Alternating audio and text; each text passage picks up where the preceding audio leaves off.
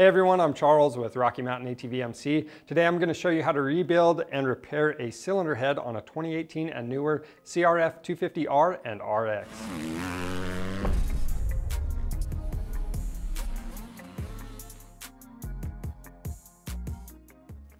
We're replacing the piston on our CRF250RX, and while we're in there, we want to show you how to get this cylinder head rebuilt. Now, some reasons you might be rebuilding this is if you did a leak down test and had some leakage past the intake or exhaust valves, or noticed any obvious signs of damage while you're getting that piston replaced, or maybe you're just wanting to replace the valve stem seals. We're going to show you how to do that. This can be an intimidating job, but really, it's not that hard to do. We're going to show you the easy way to inspect everything and get this rebuilt so you can get it back on your bike and get out riding. In this video, we're just focusing on rebuilding the cylinder head. So if you need to know how to remove the cylinder head from your bike, be sure to check out our top end disassembly video. To do this job, we have a torque wrench, T40 Torx bit, screwdrivers, needle nose pliers, a gasket scraper, some nylon brushes. Now you don't have to have micrometers, a small hole bore gauge, or Prussian blue, but these things are nice to have. Now you will need a feeler gauge set, as well as a Sharpie, digital caliper, and a straight edge. Now to get the valves out, we're using a valve spring compressor and some safety glasses. We're also using rubber gloves and some rags. And then we have a few different chemicals, including assembly lube. And anytime you're in here, you definitely want to get these valve stem seals replaced, and always refer to your model specific service manual throughout the process for more information and specs. All right, first thing we want to do before we take anything apart to inspect this is we want to do a solvent test, and that way we can assess how bad the damage really is. So I'm going to start by taking off our intake boot. So all I'm going to do is pour some solvent down the intake tract. We're going to let it sit there for a minute and look for any leaks around the valve sealing surface. And you want to make sure that the solvent is higher than where the valve seats. So you just want to watch it for a minute, and if you see solvent leaking out, that indicates a problem. And the sooner and quicker it leaks out, the worse the problem is, obviously. This one's looking pretty good. We don't have anything leaking out, so we're going to go ahead and do the same thing on the exhaust side. So we've let that solvent sit for a minute, and you can see we don't have any leaks around the valve sealing surface. So that tells us our valves are probably in good condition along with the valve seats.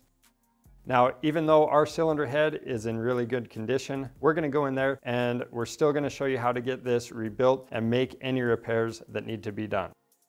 First thing we're going to do is remove our exhaust gaskets. To get everything inspected, we're going to start by removing the 3 bolts on the cylinder head, and then we'll remove the rockers. So on this right side of the cylinder head, to get this rocker out, what we need to do, we've got a small 4mm bolt, and we're just going to screw that in to that rocker shaft. So we're just going to pull out on the bolt, and might be helpful to have a little bit longer bolt, but whatever you have lying around that size will be just fine. And on ours, we're going to have to remove the bolt once we have that rocker shaft started, and we can finish pulling it out. But before we pull it all the way out, we want to put a hand on this rocker arm. Make sure you don't drop it. And you can completely remove this shaft. And when you lay these parts out, make sure you lay everything in order. Now we can remove the 2 bolts and 3 rockers on the other side.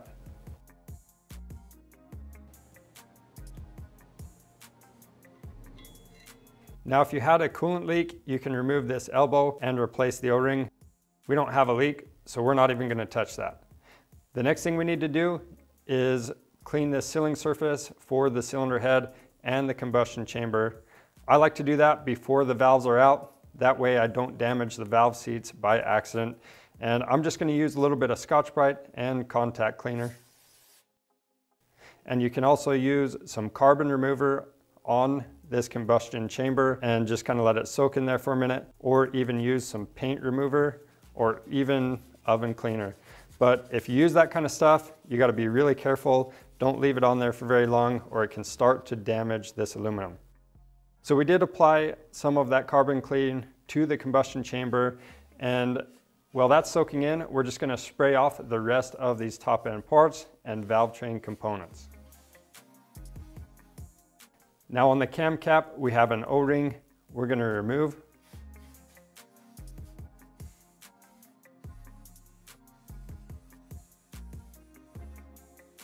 Now continuing with disassembly, we need our valve spring compressor. So on the bottom, we have our pin. We're going to set that on the center of whatever valve we're going to remove.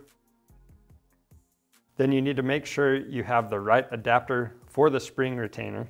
And once you've done that, you can go ahead and compress the spring. You're just going to turn this in until the keepers are exposed. So once you have these keepers exposed, you can take a magnet or magnetic tip screwdriver and remove them. And as always, you want to be wearing some safety glasses. All right, once you have the keepers out and the tool off, you can remove the spring and the spring retainer. You'll notice on the spring that the side towards the bottom of the cylinder head, it has tighter coils. Next, we're going to remove the valve, and before I remove this all the way, I'm going to push it down just a little bit, and I'm going to grab the valve face and rock it back and forth on the guide. Now I'm going to check for any play. A little bit of play is normal, but if you feel very much play in there, chances are the valve guide is worn out and needs to be replaced. Now, anytime you have the valve out, you definitely want to replace that valve stem seal, and we're just going to remove it with some needle nose pliers. Next, we need to remove the spring seat. A lot of times there's oil that's going to make these stick down, so I'm just going to take some contact cleaner, spray it on there, and then use a magnet to pull it out. We're going to do these same steps on the remaining valves and lay everything out in order.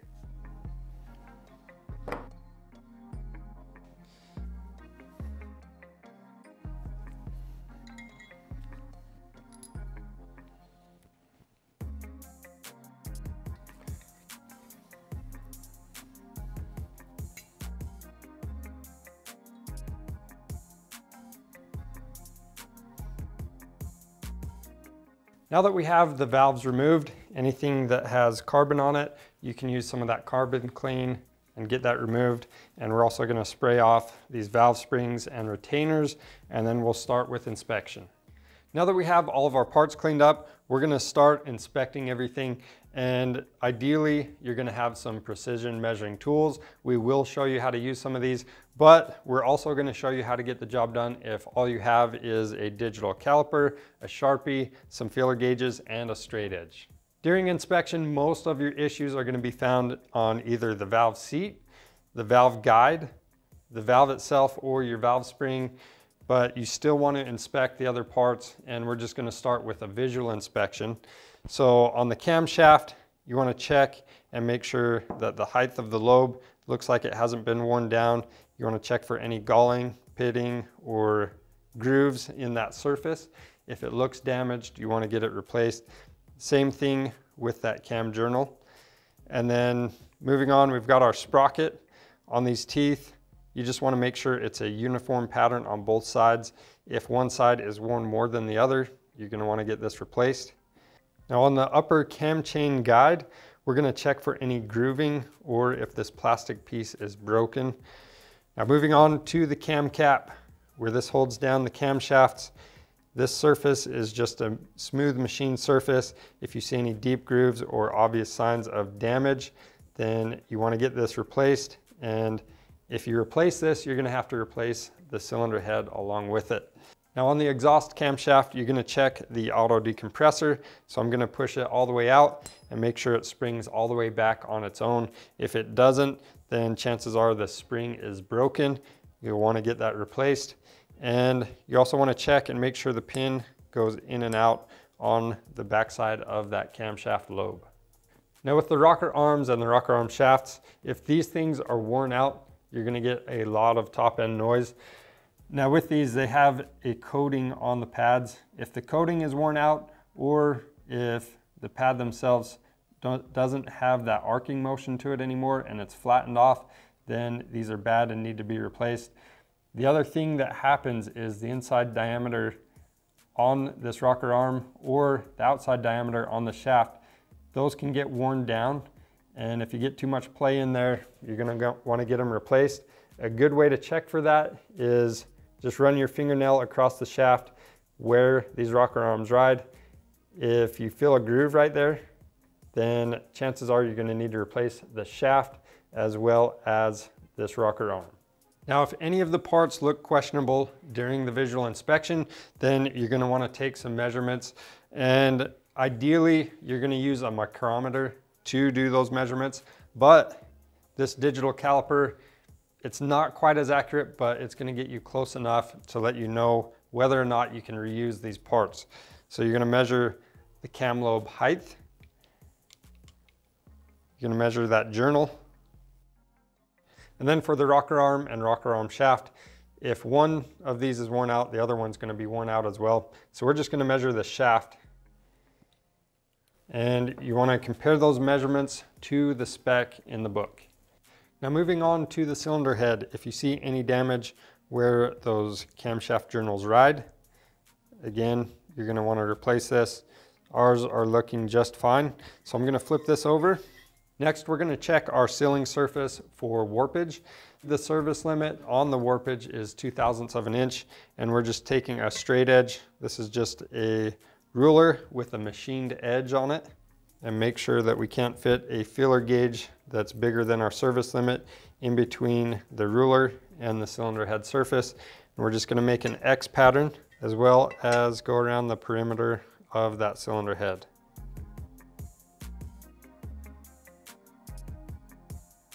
At this point, we're gonna start inspecting the things that more commonly you might see some issues with. Now, the first thing we're gonna do is measure the valve spring free length. And on this, if this length is not within the limit, then the spring is weak and you could possibly have valve float that could lead to some serious engine damage. So on this, I'm just gonna take my calipers. The minimum spec that this can be is 37.52 millimeters, and we're at 38.33. So we're above that minimum spec. We know this one's good. We'll do the same thing to the other spring. And then on the exhaust, these ones actually have a different spec. So the limit on the exhaust is 39.83. We are just above that, so we know we are good to go and we can reuse these parts. If you exceed the service limit, then you need to replace those. Once you've measured the springs, you want to take a measurement on the valve stem. Now, ideally, this measurement, again, is going to be done with a micrometer, but if all you have is the digital caliper, that'll work. So we're at 4.95, and the standard width on these is going to be 4.975 to 4.990.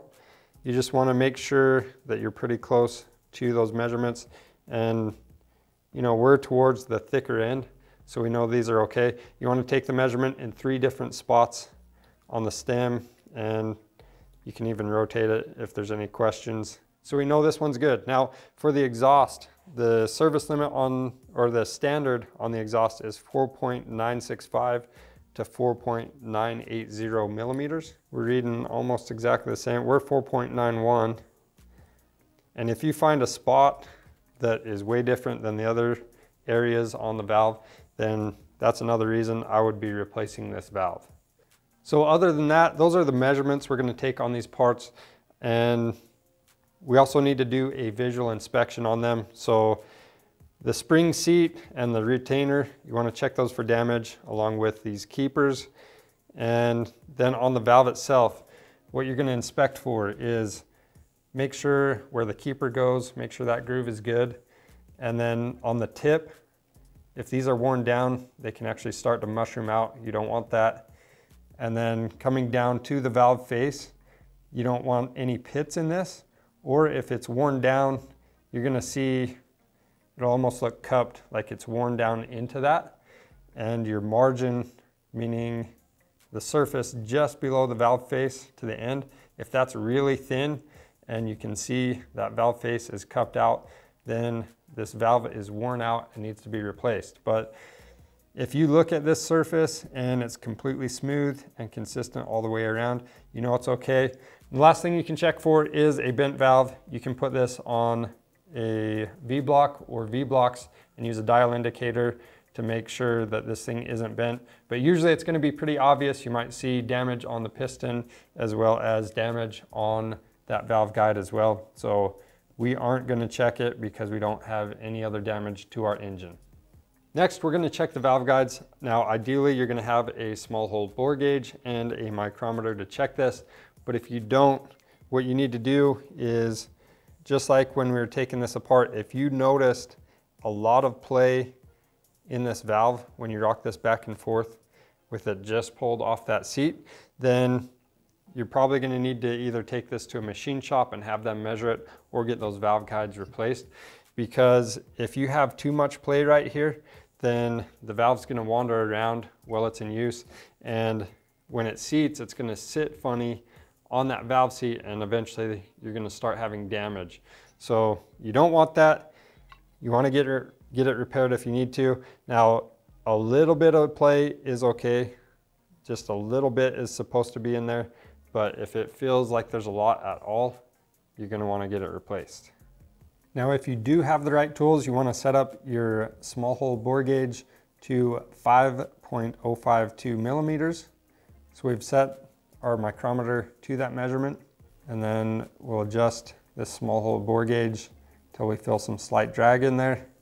So the 5.52 millimeters is our service limit for the valve guides. So if this tool slides in, then we know the valve guides are too large and they need to be replaced. The measurement on our valves checked out okay, so we know those parts are good, and we can go ahead and start checking the sealing surface on that valve seat. To check the valve seats, what we're going to do first is do a visual inspection for any pitting or chips. And then the last inspection we're going to do is measure the width. If you don't see any visible damage to this valve seat, then you can go ahead and check the contact pattern with the corresponding valve. So we're going to start by using some Prussian blue. We're going to apply this to that valve face. And this is the best way to do it. We'll show you how to do it with just a Sharpie after this. So once you have a thin coating on there, I'm going to install the valve to the corresponding seat, and I'm just going to tap this down 2 or 3 times. You don't want to rotate it.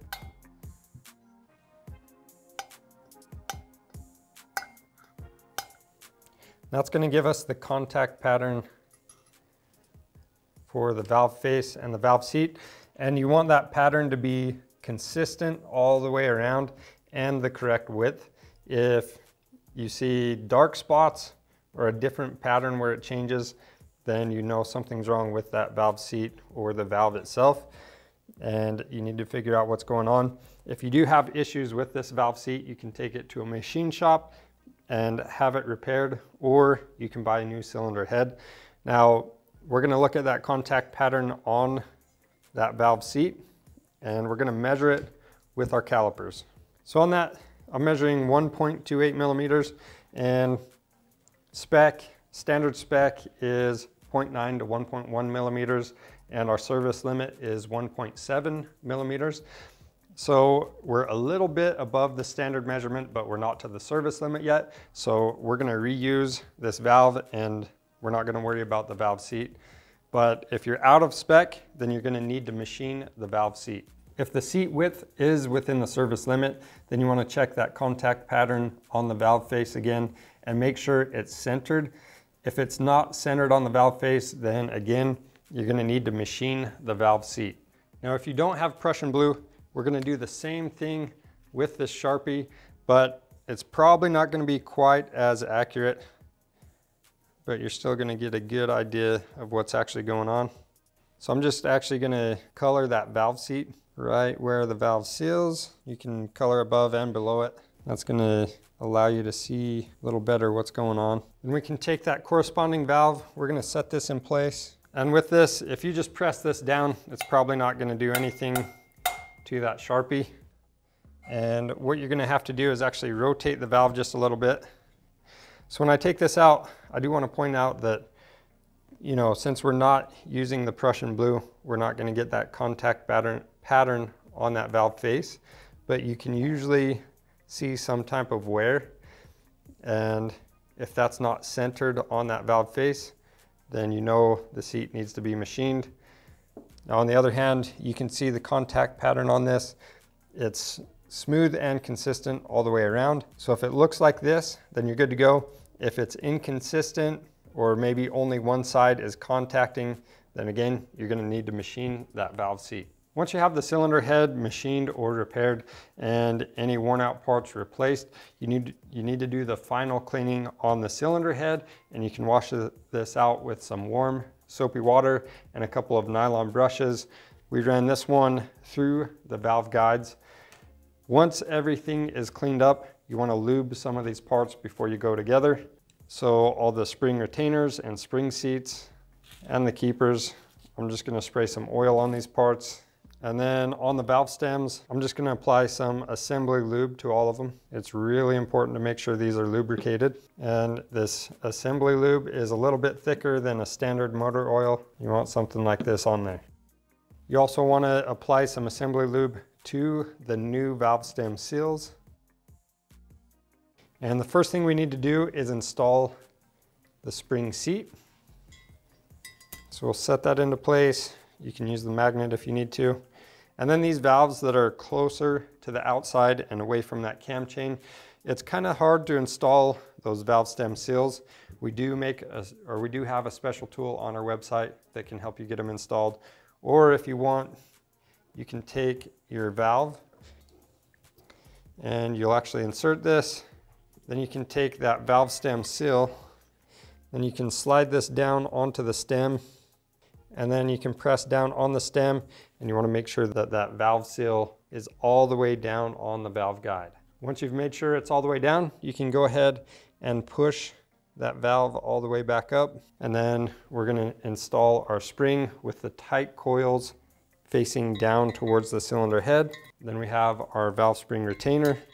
Then we'll take our valve spring compressor, clamp down on the spring. Now to get the keeper in place, I have a little bit of grease on the screwdriver, or you can just use a magnetic tip screwdriver.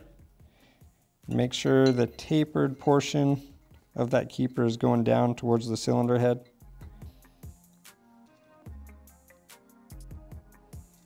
Once both keepers are in place, you can remove the valve spring compressor, and then we'll repeat those same steps for the remaining valves.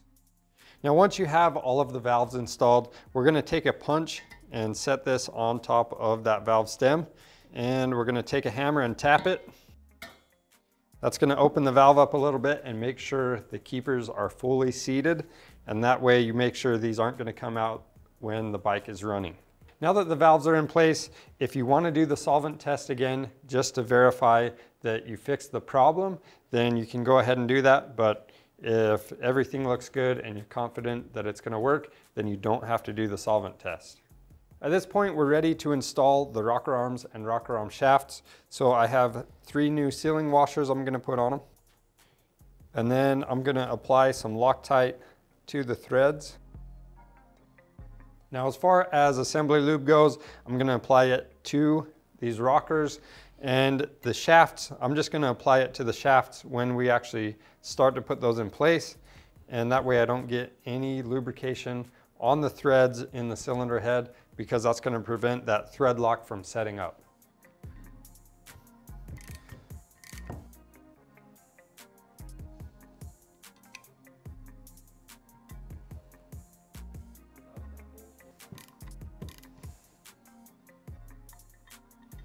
Now one thing I want to point out is this groove will need to be aligned with this pinhole, so just keep that in mind as you're setting this in place.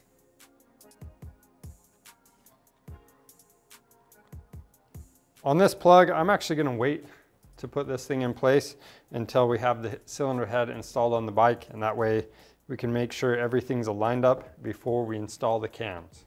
We're going to torque these bolts down to 13 foot-pounds.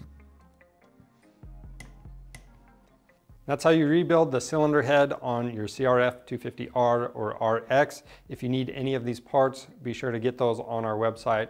And if you need to know how to get this back on your bike and rebuild your top end, follow us over to those top end rebuild videos and subscribe to our channel for more helpful content.